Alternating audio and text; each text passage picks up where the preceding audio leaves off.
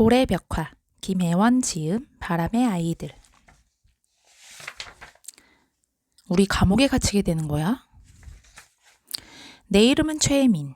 우리 사총사들을 햄릿이라고 부른다. 나이는 12살. 사흘밤만 자고 나면 13살이 된다. 덕수 삼촌은 세상 사는 괴로움을 겪지 않아도 되는 좋은 나이라며 부러워한다. 그건 삼촌이 몰라서 하는 얘기다. 나도 이제 내 인생을 스스로 떠맡을 나이가 되었다. 엄마는 벌써 오래전부터 나한테 이렇게 말했다. 네 인생은 네가 알아서 혀. 무슨 말인지 알아? 엄마 좋으라고 공부하라는 거 아니여. 다 너를 위해서지. 콩 심은 데 콩 나고 팥 심은 데 팥 난다는 말도 못 들었어? 그 말이 뭐여? 공부 열심히 한 놈은 성공하지만 맨날 놀고 다닌 놈은 쪽박 차는 신세가 된다는겨. 인생이 불쌍하게 된다는겨. 그러니까 네 인생 네가 알아서 혀. 엄마 말대로 13살이면 앞으로 어떻게 살아야 할지 곰곰이 생각해 볼 나이다. 나는 선장이 되기로 마음먹었지만 아직 어떻게 살아야 할지는 결정하지 못했다. 어떻게 사는가 하는 것은 무엇이 될지 정하는 것보다 어렵다. 똑같은 대통령이라도 어떤 대통령은 오랫동안 존경받지만 어떤 대통령은 두고두고 욕먹는 걸 보면 알 수 있다. 그러고 보면 인생은 공부하는 것보다 훨씬 어렵다. 더구나 이번 일이 터지면서 나는 내 인생의 앞날을 내다볼 수 없게 되었다. 덕수 삼촌은 니들같이 못된 범죄자는 영화에서처럼 마피아가 있던 알카트라즈 감방에 갇힐 거야 라고 했지만 알카트라즈 감방에 있는 섬은 미국 땅이다. 도대체 덕수 삼촌은 영화와 현실도 구분하지 못한다. 그러나 어쩌면 우리는 알카트라즈 감방은 아니더라도 햇빛 들지 않는 어두운 지하 감방에서 평생을 갇혀 있게 될지도 모른다. 있잖아, 너희들 내 말 잘 들어? 우리는 이제 뭉치면 살고 흩어지면 죽는 거야. 알았지?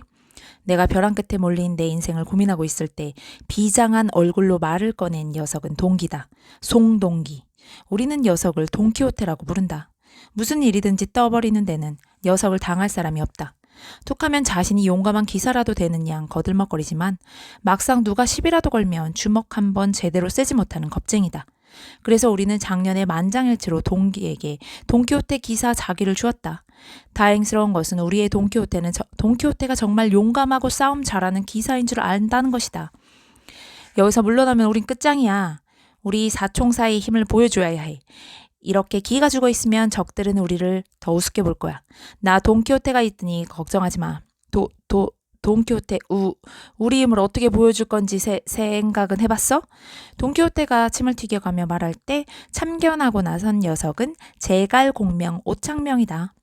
창명이는 도수 높은 안경에 말까지 더듬거려 학교에서는 영감이라는 별명을 달고 다닌다. 하지만 우리 사이에서는 제갈공명으로 통한다. 말을 더듬어서 어눌해 보여도 아는 것도 많고 어려운 일이 생길 때마다 그럴싸한 거짓말을 지어내는 데는 천재다. 그래서 우리는 창명이를 오제갈공명이라고 부른다. 오제갈공명. 그래, 너는 무슨 생각이 있냐? 우리 제갈공명의 전략 좀 들어보자. 어디 말해봐. 저 전략이라도 할 게 없어. 나 너무 늦었어. 이제는 사실을 있는 그대로 세상에 보여줘야 해. 그래야 우리가 죄인, 아니 죄가 없다는 것을 밝힐 수 있어. 야, 속 터져 죽겠다. 더듬지 말고 말해봐. 사실대로 보여주다니 뭘 보여줘. 일단 와보시라니깐요. 뭔가 보여드리겠습니다. 그러자는 거야? 돈키호테는 제갈공명이 나선 게 못마땅한지 코미디언 흉내를 내면서 비아냥거렸다. 그러나 우리 사총사가 서로 물고 뜯으면서 싸워서는 안 된다. 나는 눈에 힘을 주고 돈키호테를 흘겨보았다. 제갈공명도 이맛살을 찌푸리면서 안경을 벗더니 우소스로 안경알을 닦았다. 제갈공명이 화났다는 표시다. 제갈공명은 싸울 때 안경알을 닦고 나면 언제 말을 더듬었냐는 듯이 벌컴포처럼 따따따 말을 퍼붓는다. 그것도 싸우는 상대의 흠을 콕콕 집어서 자존심을 깔아뭉갠다. 그걸 잘 아는 돈키호테는 움찔하더니 곧바로 꼬리를 내렸다. 있잖아, 내가 그냥 해본 소리지. 우리 분위기가 너무 가라앉아서 내가 코미디언 흉내 좀 내봤어. 재밌지? 그럼 제갈공명 어서 얘기해봐. 그래, 넘어가자. 내 말은 며칠 동안 있었던 일을 한 사람이 차근차근 말해야 된다는 거야. 우리가 우왕좌왕 말하면 의심받을 수도 있어. 그러니까 교장 선생님이 들어오시면 우리 중 한 사람이 대표로 말하는 거야. 나 때문이야. 정말 미안해. 나만 아니었으면 이런 일도 없었을 텐데. 우리 사총사 중 막내인 송동화는 금방이라도 울 것 같았다. 돈키호테 동생인 동화는 형과 딴판이다. 옆에 있는지 없는지 모를 정도로 조용한 데다 우리 심부름을 도맡아 하면서도 싫다고 한 적이 없다. 그래서 우리는 나이가 1살이나 어린 땅꼬마를 망설이지 않고 우리 삼총사에 끼워주었다. 그때부터 우리는 사총사가 되었다. 그러니까 우리 마을에서 초등학교에 다니는 아이들은 딱 4명뿐인데 그 4명이 다 한편이 된 거다. 동화는 그림을 정말 잘 그린다. 어른이 되면 세계의 이름을 날리는 화가가 될 게 틀림없다. 그래서 우리 사총사는 동화를 화가라고 부른다. 사실 이번 일도 화가가 그림을 너무 잘 그려서 터진 거라고 할 수 있다. 미안할 거 없어. 우리 사총사끼리는 미안하단 말 안 하기로 했잖아. 그리고 우리는 잘못한 거 없어. 그래도 우리가 역사책에 세계적인 사기꾼으로 이름을 남기지 아는 것만으로도 천만다행이라고 여겨야지 뭐. 죽느냐 사느냐는 이제부터야. 내 말에 아이들은 꽤 감동하는 눈치였다. 역시 햄릿다운 말이라고 생각했을 것이다. 제갈공명이 입을 열었다. 그래서 말인데 햄릿, 내가 그동안 있었던 일을 교장 선생님께 말해. 우리 중에는 햄릿이 말을 가장 잘하잖아. 햄릿이 사실을 그대로 털어놓으면 교장 선생님은 우리가 잘못했다고 생각하지는 않을 거야. 근데 정말 말 잘해야 돼. 알았지? 맞아. 이제 우리가 죽느냐 사느냐는 햄릿 너한테 달렸어. 돈키호테가 맞장구를 치는 바람에 내 어깨가 한층 무거워졌다. 우리는 적 앞에 끌려온 포로 같았다. 비록 적에게 잡히긴 했지만 용감한 군인의 자세를 흐트러뜨리지 않는 멋진 포로 말이다. 우리는 약속이라도 한 듯이 의자 등받이에 등을 바짝 붙인 채 허리를 고추 세우고 앉았다. 나는 교장 선생님이 들어오면 바로 벌떡 일어날 요량으로 엉덩이에 잔뜩 힘을 주고 앉아 문 쪽을 노려보았다. 햄릿, 내가 밀리면 이 형이 나설 테니 걱정하지 마. 돈키호테는 목소리를 낮게 깔면서 내 어깨를 한 손으로 꾹 잡았다가 놓았다. 나는 형 같은 소리 하네 라는 말이 혀끝에서 맴돌았지만 꾹 참았다. 대신 주먹을 불끈 쥐었다. 돈키호테에게 내 운명을 맡기지 않으려면 나는 목숨을 걸고 싸워야 했다. 나는 지난 일을 차근차근 다시 되짚어 보았다. 그러니까 우리 운명을 바꿔놓을지도 모르는 사건은 12월 24일에 일어났다. 아니다. 이 사건은 우리한테 비밀 본부가 생기면서부터 시작된 거다. 우리 비밀본부는 마을 뒷산인 골머리산에 있다. 마을 어린이들은 뒷산 이름이 골머리라서 우리 마을에 골머리 아픈 일들이 많이 생긴다고 했다. 재작년 여름에 비가 많이 와서 농사를 다 망친 것도, 작년 봄에 읍내로 가는 삽다리 한쪽이 무너진 것도 다 골머리산 때문이라고 했다. 아니, 산 이름을 골머리라고 붙였기 때문이라는 거다. 그러니까 마을 어른들은 골머리를 골칫덩어리와 같은 뜻으로 아는 거다. 우리는 학교에서 골머리가 산골짜기가 시작되는 첫 머리라고 배웠지만 어쩌면 어른들 말이 맞는지도 모른다. 비밀 본부가 골머리산에 있어서 이렇게 골치 아픈 일이 생긴 거다. 어쨌든 골머리산에서 우리 넷 중에서 비밀 본부를 처음 찾은 사람은 돈키호테다. 어느 날인가 우리가 골머리산에서 전쟁놀이를 할 때였다. 돈키호테가 발을 헛디뎌 자주 핀 꽃이 핀키 작은 작살나무와 책덩굴이 서로 뒤엉켜 있는 골짜기로 구른 적이 있다. 우리 마을은 병풍처럼 둘러싸고 있는 골머리산은 그다지 높지 않지만 골짜기는 비탈지다.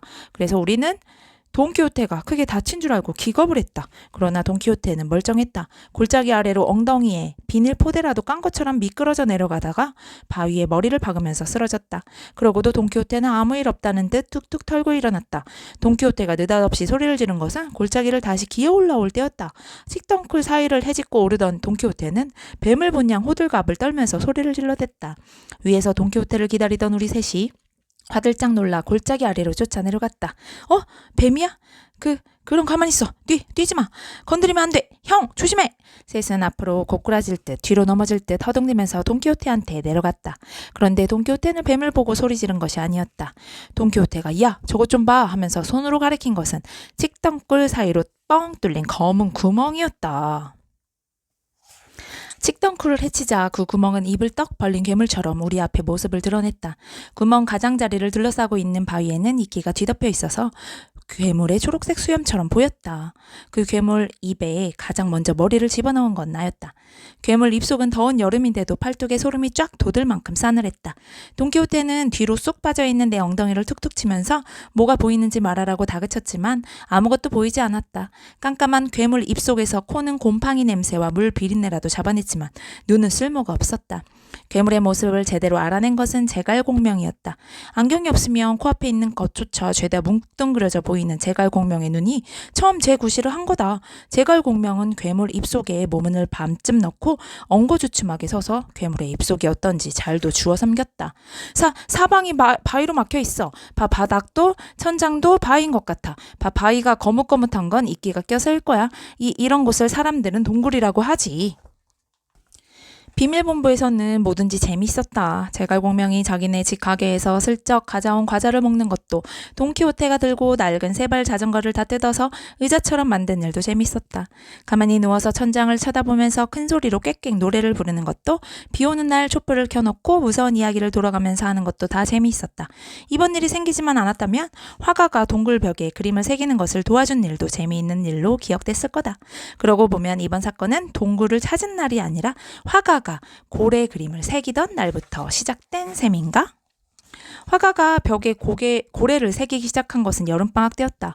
그때만 해도 그것 때문에 이런 일이 벌어지라고는 생각지도 못했다. 아니, 고래 말고 다른 그림을 새겼으면 그냥 쉽게 넘어갔을지 모른다. 사실 고래 이야기를 맨 처음 꺼낸 건 바로 나 햄릿이었다. 나는 화가가 동굴벽에 그림을 새기고 싶다고 할 때 내가 좋아하는 고래를 새기자고 했다.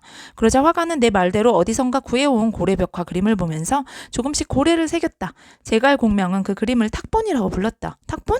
그게 뭐냐? 탁구도 아니고 탁자도 아니고 탁본이란 말은 처음 들어본다. 또 돈키호테야 탁본은 비석 같은 데 새긴 글이나 그림에 먹물을 묻혀 종이에 그대로 찍어낸 거야. 그런데 화가야, 그건 어디서 구했어? 우리 아빠 책상 서랍에서 가져왔어. 형, 이거 다 그리면 갖다 놓을 거야. 우리는 화가가 탁본인가 뭔가를 아빠 몰래 가져왔다는 말을 귀담아 듣지 않았다.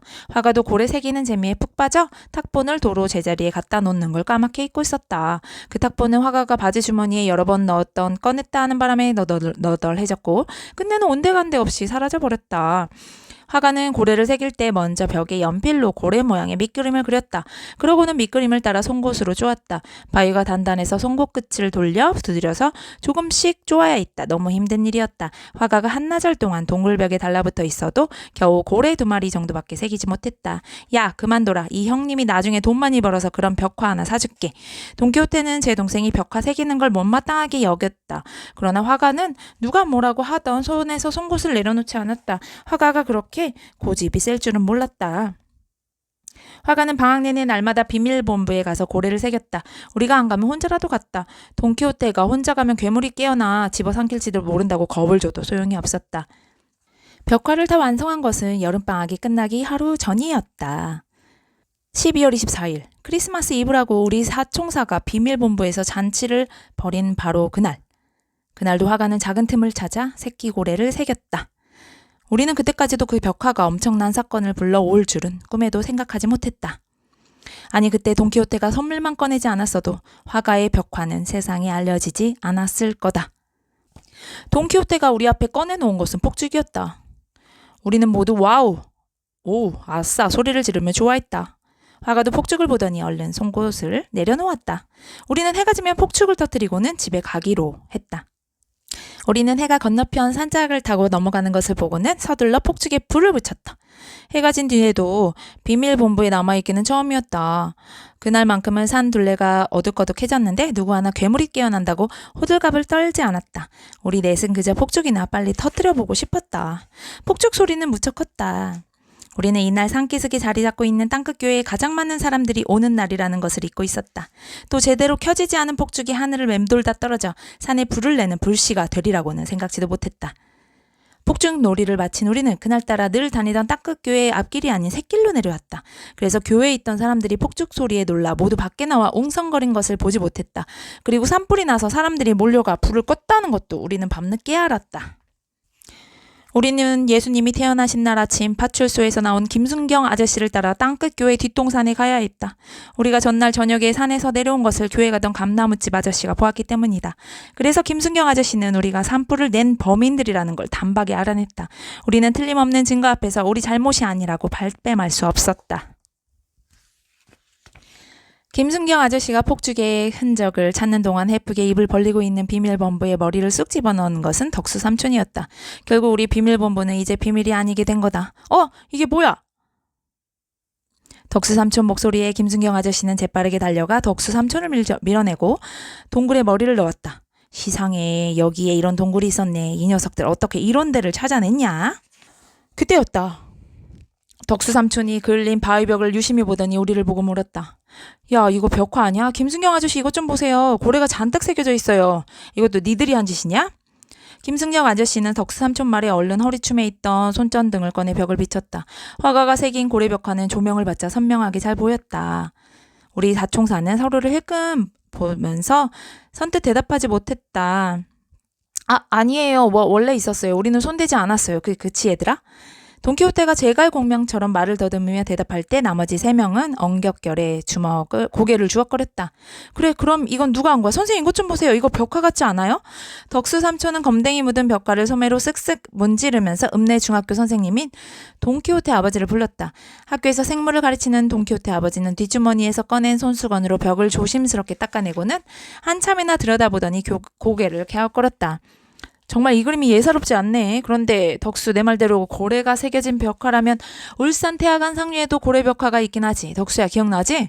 내가 생물 시간에 한번 얘기했을 텐데 안 그러냐? 선생님 이게 아주 옛날에 그려진 벽화 말이에요. 시상에 그럼 우리 조상들이 그린 거 아니요? 시상에 우리 동네에 이런 게 있을 줄 몰랐네. 글쎄요, 저도 확인을 해야겠지만 울산 태화강 상류에 있는 방구대의 안각화와 많이 비슷하네요. 방구대 안각화는 고래와 여러 동물들을 생긴 벽화인데 1970년에 발견되었어요. 거기 있는 고래하고 지금 여기에 새겨진 고래와 비슷한 것 같네요.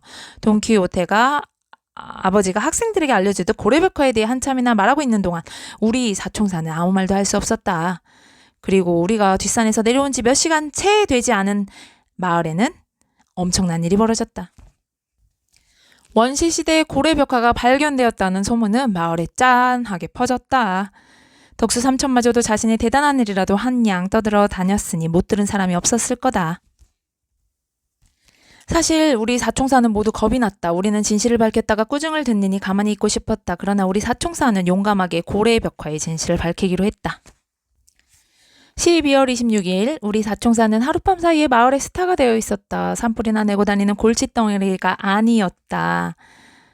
우리 사총사는 가짜 벽화를 진짜 벽화인 줄 알고 좋아하는 어른들이 좀 우스웠다.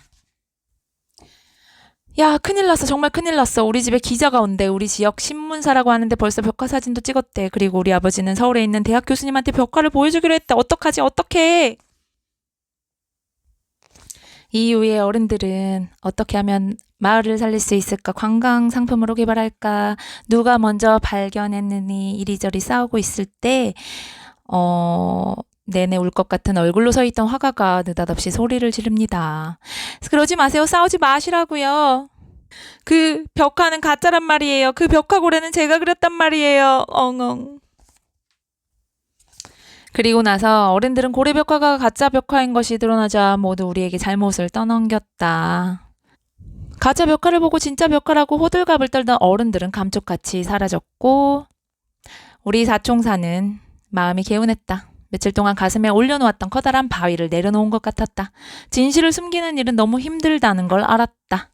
지난 4월은 30년처럼 길게 느껴졌다. 우리는 이제 교장 선생님이 가벼운 벌을 내리기만 기다릴 뿐이다. 교감 선생님은 우리 사총사를 불러놓고 이렇게 말씀하셨다. 너희가 괘씸하게도 이번 일을 계획한 것이라면 너희는 그 죗값을 받을 거야. 교장 선생님께서 조금 뒤에 오신다고 했으니까 기다려. 교장 선생님 오시면 그동안 있었던 일을 솔직하게 말해라. 알았지? 좋아. 그럼 너희에게 벌을 내리겠다.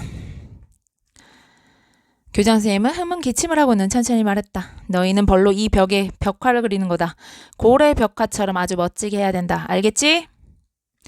나는 눈을 번쩍 떴다. 벽화라니 우리 사총사는 교장 선생님이 무슨 말을 하는가 싶어 어리둥절했다. 쭈뼛거리고 서 있던 돈키호테가 뒤돌아서서 벽을 가리키면서 물었다. 교장 선생님 벽화요? 그래, 너희가 거짓말한 벌로 우리 학교 벽에 벽화를 만드는 거야. 너희가 그리고 싶은 것을 마음대로 그려봐. 페인트로 그려도 되고 송곳으로 새겨도 좋다. 내년 3월까지 이곳에 멋진 벽화를 만들어 놓으면 되는 거야. 우리 사총사는 너무 기뻐 서로 얼싸안고 발을 굴렀다. 우리 사총사는 집에 돌아오는 내내 어떤 그림을 그릴지를 두고 떠들었다. 나는 아이들과 헤어져 집 문 앞에서 저무는 해를 쳐다보았다.